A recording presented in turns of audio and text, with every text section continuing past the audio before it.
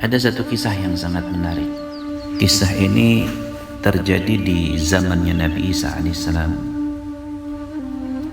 bahwa diriwayatkan dari Abu La'id dari Jabir radhiyallahu an bahwasannya beliau berkata, pada zaman Nabi Isa alaihissalam ada orang yang ingin bersahabat dengan Nabi Isa alaihissalam dan ingin selalu bersama Nabi Isa dimanapun Nabi Isa berada.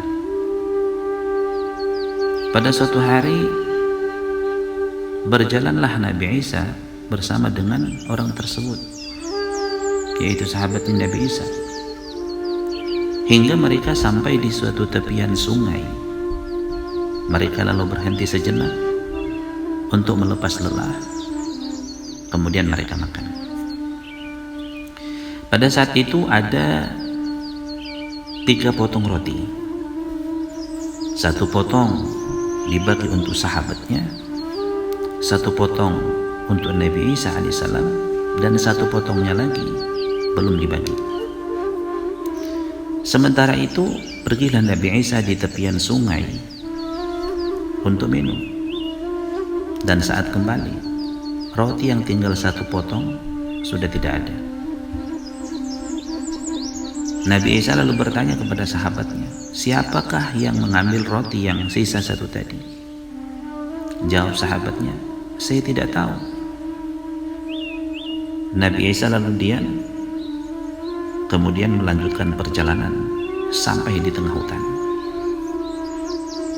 Di tengah hutan mereka melihat rusa dan kedua anaknya. Maka Nabi Isa memanggil induk rusa tersebut dan meminta izin agar salah satu dari anak rusa tersebut disembelih dan dibakar untuk dijadikan makanan bagi Nabi dan sahabatnya. Maka tanpa berontak dan marah, induk rusa mengikhlaskan Nabi Isa alaihissalam untuk menyembelih anaknya.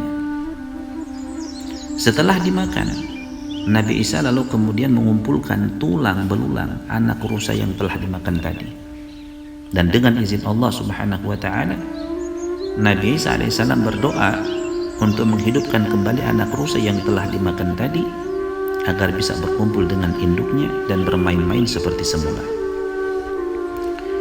Kemudian Nabi Isa alaihissalam bertanya kepada sahabatnya tadi, demi Allah yang memperlihatkan kepadamu bukti kebesaran kekuasaan Allah kepadaku, siapakah yang mengambil roti yang sepotong tadi? Maka jawab sahabatnya tadi, saya tidak tahu. Kemudian perjalanan diteruskan hingga sampai di tepian sungai. Karena tidak dapat diteruskan lewat jalan darat, maka perjalanan diteruskan dengan menyeberangi sungai. Nabi Isa alaihissalam lalu mengeluarkan mukjizatnya dengan memegang tangan sahabatnya tadi untuk berjalan di atas air hingga mereka sampai di seberang. Nabi Isa lalu bertanya kembali, siapakah yang mengambil roti? Maka jawab sahabatnya, saya tidak tahu. Nabi Isa kemudian beristirahat, duduk di tengah hutan dan mengambil batu kerikil, lalu berdoa kepada Allah agar kerikil dijadikan emas. Maka dengan izin Allah subhanahu wa ta'ala, batu kerikil tadi menjadi emas, dan oleh Nabi Isa alaihissalam lalu dibagi menjadi 3. Nabi Isa alaihissalam lalu berkata, emas yang sepertiga ini untukku, dan yang sepertiga lagi untukmu, dan yang sepertiga lagi untuk orang yang mengambil roti yang hilang. Maka sahabat itu menjawab bahwa yang mengambil roti adalah dia. Maka dengan tersenyum Nabi Isa alaihissalam berkata, kalau begitu ambillah sepertiga emas itu untukmu, sehingga bagianmu menjadi 2/3, sedangkan aku yang sepertiga bagian. Dan oleh sebab itu sudah saatnya kita untuk berpisah. Nah, setelah perpisahan itu, di tengah perjalanan, sahabat daripada Nabi Isa tersebut dihadang oleh 2 orang perampok dan akan membunuhnya. Sahabat tadi kemudian menawarkan emas tadi agar dibagi menjadi 3 saja. Maka setujulah perampok tersebut. Maka setelah akrab dengan pembicaraan-pembicaraan mereka, salah seorang dari mereka disuruh untuk mencari makanan ke pasar untuk makanan mereka bertiga. Maka berangkatlah salah satu di antara mereka ke pasar untuk membeli makanan. Di tengah jalan timbullah pikiran jahat untuk meracuni kedua orang yang tinggal tadi. Sedangkan kedua orang yang tinggal juga merencanakan akan membunuh teman yang mencari makanan tadi. Lalu disepakati bahwa mereka akan membagi emas berdua saja. Nah, ketika teman yang mau makanan sudah datang, dibunuhlah oleh mereka. Maka tinggallah mereka berdua dengan tertawa terbahak-bahak atas tipu muslihatnya yang mereka anggap telah berhasil, sambil menikmati makanan yang sudah ada racunnya. Tidak lama kemudian mereka pun mati karena keracunan. Itulah akibat daripada rakus, hubbud dunia. Terlalu mencintai dunia membuat manusia menjadi lupa. Terlalu mencintai dunia membuat manusia menjadi pembohong, berkhianat, ingkar janji, disebabkan daripada kecintaan dunia yang berlebihan. Rasulullah SAW bersabda, "Man kanat niyatuhu 'ala al-akhirati ja'ala ghinahu fi qalbihi." Barang siapa yang segala niatnya itu untuk akhirat, maka Allah menjadikan dia kaya, yaitu kaya hatinya. Di dalam Al-Quran Allah Subhanahu wa ta'ala berfirman, Bismillahirrahmanirrahim, laqad kana lakum fi rasulillahi uswatun hasanatun liman kana yarjullah wal yawmil akhir wa dzakarallaha katsira. Sungguh di dalam diri Rasulullah SAW itu menjadi suri tauladan yang baik untuk kamu dan untuk orang-orang yang mengharapkan menemui Allah Subhanahu wa ta'ala dan hari kemudian, serta ia banyak mengingat Allah Subhanahu wa ta'ala.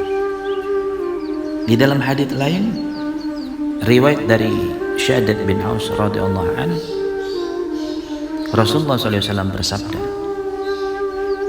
"Al-kayyisu man dana nafsahu wa 'amila lima ba'da al-maut, wal 'ajizu man atba'a nafsahu huwaha wa tamanna 'ala Allah 'azza wa jalla al-maghfirah." Seseorang yang sempurna akal ialah mereka yang memperhitungkan nasib dirinya dan bersiap-siap untuk menghadapi apa yang terjadi sesudah mati. Sedangkan orang yang bodoh, yaitu selalu menurutkan hawa nafsunya dan selalu mengharapkan ampunan kepada Allah tanpa berbuat apa. Syakik bin Ibrahim berkata, "Aku telah bertanya pada 700 ulama, dan mereka semua menjawab tentang 5 masalah dengan satu jawaban yang sama.